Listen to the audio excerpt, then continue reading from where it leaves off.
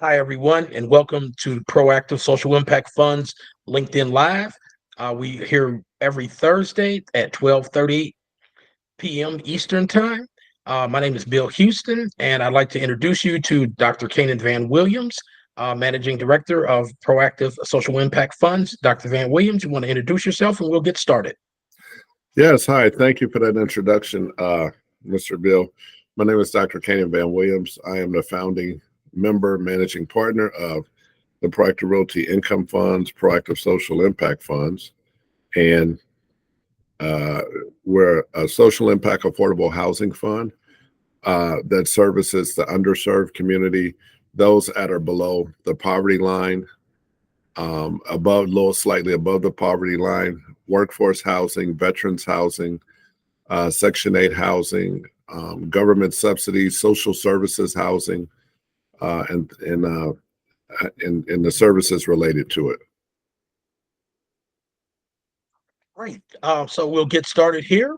Can zoning variances be leveraged to facilitate social impact housing projects? Absolutely. Zoning variances are a powerful tool that developers can utilize to overcome a lot of restrictive uh, zoning regulations and advance social impact housing projects. Uh, by developers working closely with municipalities, developers can obtain variances to increase housing density, convert underutilized commercial spaces into residential units, or develop innovative housing solutions such as tiny homes, ADUs, accessory dwelling units. There's been a lot of talk here lately in the media about accessory ADUs, um, and how they can solve the affordable housing crisis. I went to and this is a little bit off the question, but I went to an event in Dana Point, California, and at that event they had an ADU forum, and it was a decent forum. However, I just didn't see a lot of how affordable housing could be solved.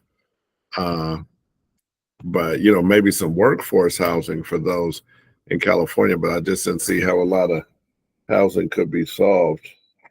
Uh, how a lot of housing could be solved with that. So um, anyway, so there's numerous success stories where zoning variances have directly contributed to creating affordable housing, increasing both density, community access to essential housing options, and that affordable housing also being in an area where people are open to it, not objective, and will also be supportive of it, especially housing that is structured, has some rules, parameters, standards for those who are occupying the affordable housing. Great. You mentioned density. What role do density bonuses play in encouraging affordable housing development? Okay, so, and if you see me looking away a little bit, it's just I'm referring to my notes. I stayed up about 3 hours last night researching this and going over to make sure that we had accurate information. So density bonuses are an excellent incentive for developers. A little more light there. Are an excellent incentive for developers. So by allowing projects to exceed normal unit limits when affordable housing is included, developers can maximize how many affordable housing units that they can create to alleviate housing shortages safely, meaning that they have sprinkler systems or they have what's necessary so that if there's a fire or something, you want to make sure people are in a safe situation and not using zoning variances just to put a bunch of people together, a stack, just a lot of housing units. So this allows them to alleviate housing shortages, which creates a win-win scenario where affordable units are integrated into market rate projects, improving all overall project profitability and addressing critical housing needs. What role do building codes and regulations play in social impact housing development? Really good question. Um, so let me have that question again. Yeah. What role Do building codes and regulations play in social impact housing development? Uh, so as it relates to um, it's building codes ensure safety, but uh, they can also increase uh, construction costs. And so to balance the demands, developers must work closely with regulators to find cost-effective ways to meet safety standards. These can include adopting innovative materials or building methods that reduce costs while complying with regulations. Uh, Building codes and regulations are important in social impact housing development because they ensure certain habitability standards for residents, for the end user, uh, so that they have long-term sustainable housing. Inspections, they ensure certificate of occupancy in certain areas. Um, and that plays a really crucial role in social impact housing development. How can adaptive reuse policies aid in creating affordable housing? Well, their adaptive reuse policies are instrumental in turning non-residential buildings into affordable housing. Cities that encourage adaptive reuse offer developers cost-effective solutions. I can't emphasize that enough in our day and age of such high inflation for materials. Um, Cost-effective solutions to increase housing stock while preserving architectural history in some cases. However, in this particular instance, it's a win-win for both affordable housing and urban revitalization. How do rent control laws affect social impact housing investment and development? By providing housing stability for residents, and that's the number one. Uh, and it also can hinder some development. Some developers are not willing to go into rent controlled areas because they're worried about profits. However, at Proactive, we've been very successful, even in the Bay Area, California, for uh, places that have rent control, because most of our population is either slightly above, at, or below the poverty line. And we use a lot of government subsidies, social services that, really have funds to work with agencies such as ours that will provide affordable housing, to individuals and families. Okay. How can developers work with municipalities to implement expedited permitting for affordable housing? Expedited permitting is absolutely essential to reducing development timelines and costs. So by partnering with local governments, developers can secure faster approvals, which not only accelerates project completion, but also lowers holding costs. So cities, towns, counties, municipalities that have implemented expedited processes for affordable housing have seen faster project delivery and greater resident interest in the lowering, the unhoused population. Hey, how can government policies encourage the use of factory-built housing in social impact projects? Okay, so that question was um,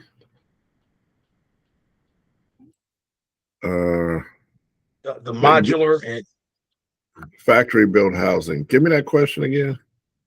yeah, how can government policies encourage the use of factory-built housing in social impact projects? Yes, by adapting, because um, factory built housing is built to a HUD code. So factory built housing significantly lowers construction costs.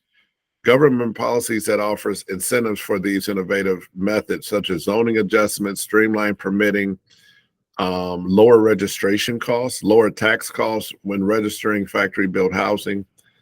Um, I know here in South Carolina, I'm in Orangeburg, South Carolina today, that if low E homes that are energy efficient, certified Energy Star homes, it's $300 to register them, or has been in the past, rather than have to pay a large tax. So instead of paying $1,200-$1,500 to register that same home, you'd pay $300 because it's an energy certified home, and that's been a policy in the past. So it's there are a lot of incentives.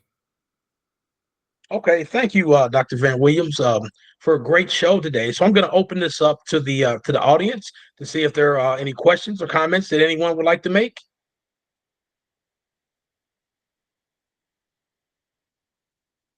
Free to make any questions or comments. Yes, sir. Can you hear me? Yes, Yes.